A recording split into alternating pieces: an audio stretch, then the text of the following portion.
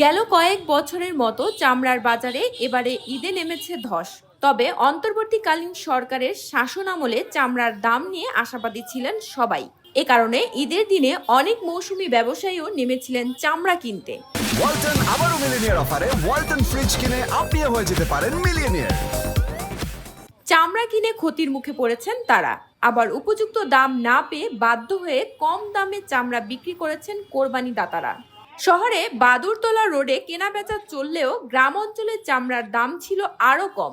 সবচেয়ে খারাপ অবস্থা খাসি ও ভেড়ার চামড়া।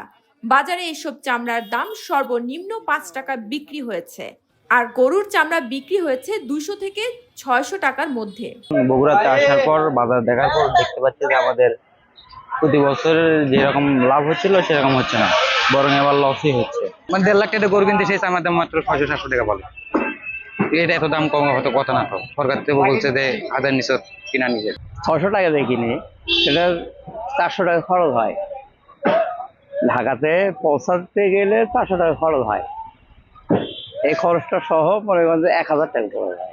বিক্রেতারা অভিযোগ করে জানান, সরকার ঢাকার বাইরে প্রতিটি চামড়ার দাম 1150 টাকা বেঁধে দিলেও ব্যবসায়ীদের সিন্ডিকেটের কারণে সেটা ছিল কাগজে কলমে। গেল বছরের চেয়েও কম দামে চামড়ার কেনাবেচা হয়েছে। চামড়ার বাজারটা যদি ভালো হইতো, সরকারের যদি নির্ধারণ বাজারটা তুলে দিত, তাহলে মসজিদ মাদ্রাসায় ইতিমখানায় দান করার সুযোগ সুবিধা হতো। চামড়া 200 থেকে মনে করেন 600 পর্যন্ত বিক্রি আছে।